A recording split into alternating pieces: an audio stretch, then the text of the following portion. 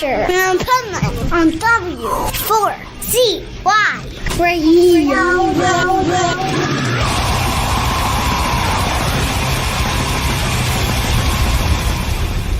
Wake up, America! It's time for the Adventures of Pipeman on W4CY.com, West Palm Beach's #1 internet radio station. Here's your host, the Pipeman. Cry for a land that's gone and polluted. Cry for a people scattered uprooted. Serve. And I need to see you as chattel. Serve. In the silent war for the country's soul.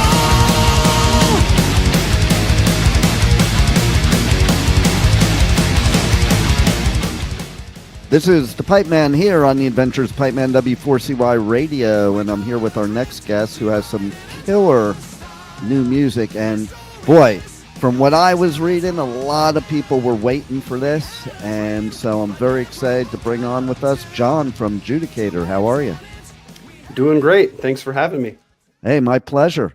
So one thing I do love that's cool, as I've been into metal since like the late 70s when I was a kid, and usually the power metal bands that you would think of always came from Europe, and now you're an American power metal band that's going to Europe.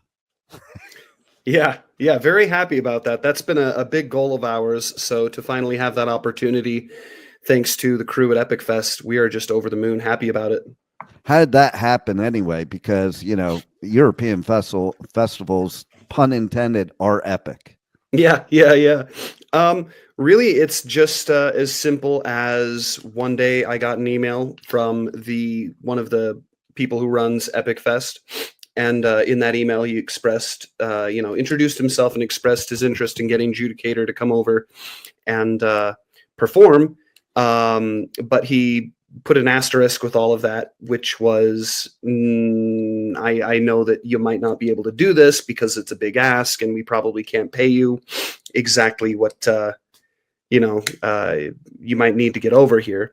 That being said, it's the biggest guarantee that we've been offered so far in our music career. So I was like, actually, this has been a big enough goal. We really want to do it. He said that it was as simple as him and the other guy who runs Epic Fest were just sitting around talking about who they would like to invite, their sort of dream list, and Judicator was on there. So they took their shot, and we were very happy to answer the call. That is so cool. And, I go and I do radio coverage at festivals all over the US, UK, Europe, and it is a different animal over there. Like, even the way a lot of times you hear how artists are treated, like they're treated the way they're supposed to be treated. Press are treated the way they're supposed to be treated. So it's pretty cool to hear a story like that, because I find that even with the big festivals, it still is like kind of, I don't know how you would describe it, localized acting, like you said, it's two people, and opposed to like this big corporate thing that's handling everything. It's basically just people that really have a love for the music and a love for the whole life of a festival.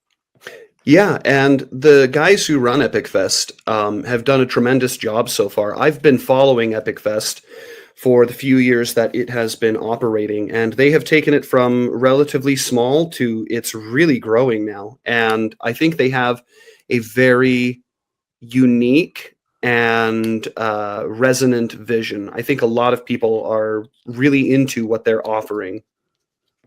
That's pretty cool. I love it. And obviously that means they're into you because they're offering you there. So there you go. Yeah. So let's talk about the new album, Concord. And I got to watch the video for Concord, and it was pretty badass. Yeah, thank you. We're very fortunate. I went to film school with a buddy of mine who now works for a production house, and he really enjoys making music videos. So I give him the opportunity to flex his muscles in that regard. So we had a blast making this, and we have another video coming out March 7th. So there's more to come. But yeah, that was a fun video to shoot. We shot it in my uncle's barn. Nice. And we brought Nikki Rowe from Aeons Enthroned and Rebels Ghost. We brought her out from California to do some guest vocals in this song. And she has a unique and fun role in the next music video as well. Nice. See, I love that's how it is today. Like, I find that so often, you know, artists, it's like one big happy family. Like, everybody's making these guest appearances on other bands' songs, and I think it's pretty cool. It's showing the unity in the family of metal and rock. Yeah, that's one thing also that has been very awesome in the metal community is, yeah, like you said, there's a lot of cross-contamination.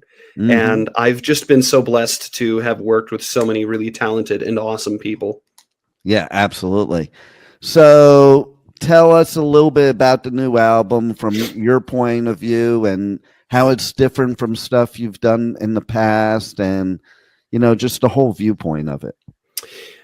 So Concord is not like some of the other concept albums we've done, which is to say, there's a point A and a point Z, and this happens, and this happens, and this character and that event. This is more, it is a concept album, I guess you could say, but it's all just a smattering of songs that deal with the American West, the Wild West, and maybe the West in general. So there's a lot of stuff on there, like we cover Wovoka, the Paiute prophet who started the ghost dance. We have a song about like the Homestead Act, a song about Bass Reeves, the first Black U.S. Marshal west of the Mississippi, if I remember right. He's a very interesting character. And then we have some songs basically like commenting on where we are at in general as a people in America, I guess you could say.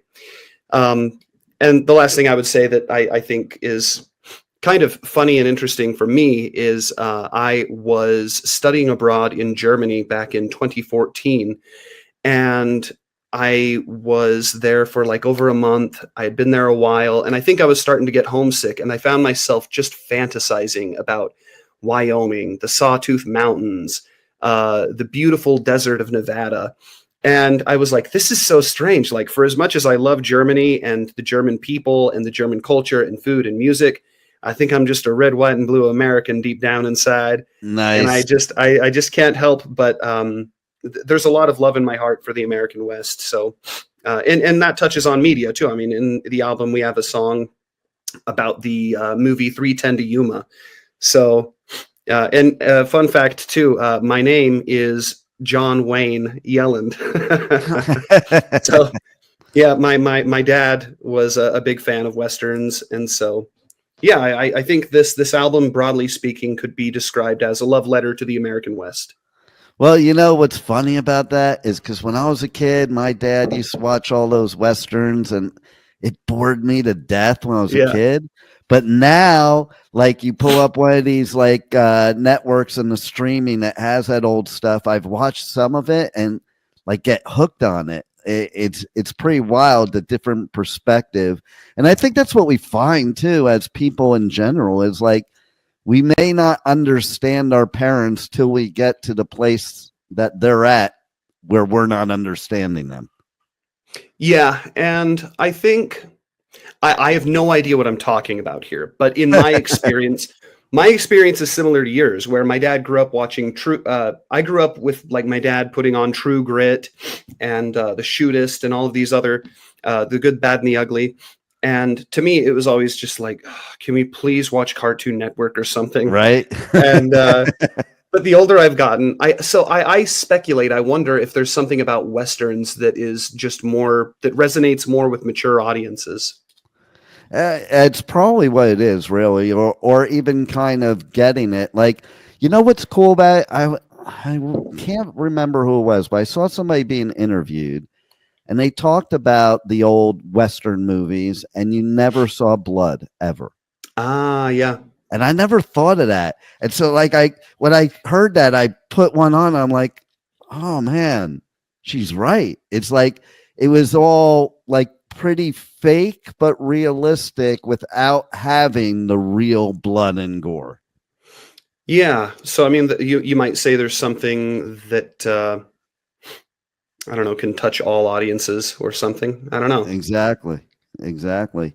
And it is to your point too. It's funny because I travel all over the world, and there's times where I felt like, oh, I'd like to live here, I'd like to live there, but then there's times when I'm back here and I think, wow, like as many people do, travel all over the world to see these cool things. And we just have so many of them here in the United States. But we take it for granted because it's here, even if it's on the other side of the country. It's like, we could always go there. But if you road trip this country, there's so much cool stuff you can see. Oh yeah, I mean the U.S. is huge. Yeah. Germany, for example, is about the size of Montana, if I remember right. Right. So yeah, I mean you go from east to west coast, and there's a huge variety of cultures and dialects or ways of talking, all that kind of thing. Oh yeah, and upbringing, and like to me, all the states of the United States are like all the countries in Europe. That's the way it's like to me. That was one interesting thing to me is when I did this study abroad thing, I would encounter other Americans, and when they were asked by Europeans where they're from, they would normally not say the United States. They would say, "Oh, from Colorado." And sometimes the Europeans would get it, and sometimes they would be like, "Where?"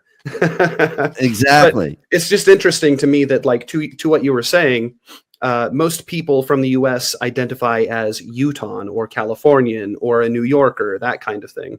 100%. It's funny you said that because I think about it. I'm the same way. I think we're all the same way. If somebody asks, "Oh, where are you from?" you say your state. You don't really say the country. Whereas there, they say the country. Yeah, I suppose so. So that's pretty cool. And I also, to the point of what I was saying in the very beginning, I love that you're talking about U.S. history, American history, because a lot of power metal from Europe, they're talking about the European history. So it just makes sense. And we have lots of stories. We may be a young country, but we have a lot of stories to tell. And I think that's what's really cool about your music. Yeah, I think that's an interesting take too, because when we listen to European bands who talk about Viking history or British history, whatever, like we love that and we celebrate it and we participate in it. So yeah, I'm very happy to put something forward about like here's what's badass about American history, or here's what's awesome about the American West. The cowboy is mythical in a sense. Yeah. The Europeans have knights in shimmering armor, and we have cowboys. So right. And it does take going somewhere else sometimes to appreciate where you're at. Yes. Absolutely. So how do people reach out to you guys on socials? How do they pre-save the album? How do they check out all your tour dates, buy your merch? Because that's the most important, because bands don't survive today without merch. So give them all the details. Well, I would say visit whatever your social media platform of choice is. We're probably there: Facebook, Instagram, X, formerly known as Twitter, whatever. We have a presence on YouTube. We are on TikTok, but not as much. We should probably change that, come to think of it. But yeah, find us on social media and pre-order the album. It's a hoot, and there are a lot of interesting and fun things that lie in store for you. Nice. And is there anything else you want to share with everybody about anything going on in 2025 that we haven't touched on yet? We'll be performing at Epic Fest, like I said, which will be our first European performance ever. We're very grateful for that opportunity. We'll be performing for a full hour, and we'll be wrapping up the entire festival. We'll be the last band of the festival. Aside from that, we'll be performing another international date, an international festival. I shouldn't say it yet, but if you're in Canada, then keep your eyes peeled, because we'll be going back to Canada in 2025 as well. Nice. One of my co-hosts will be very excited about that because she's Good. Canadian. Where does she live? Up in Calgary, Alberta. Maybe I'll see her then because that's not too far from where we're playing. Nice. I love it. And how far is Epic Fest from Copenhagen? If I remember right, Epic Fest is in a town called Roskilde, which is about a 20 or 30-minute train ride. So if you live in Copenhagen, it's just a hop and a skip away. And I love Copenhagen. It's one of my favorite places on this planet. I've never been, but I'm very excited about the opportunity. You'll have fun. It's going to be a great place, and you're going to have a great set. And it says a lot, too, that you're doing an hour set because a lot of times at a festival, that's not the case. So I love it. Yeah, we're gobsmacked and just over the moon. Super excited about it. Very cool. Well, great way to do 2025. Love the new music. Everybody's got to check it out. And thanks for being on the Adventures of Pipeman. Absolutely. Take care. Thank you for listening to the Adventures of Pipeman on W4CY Radio.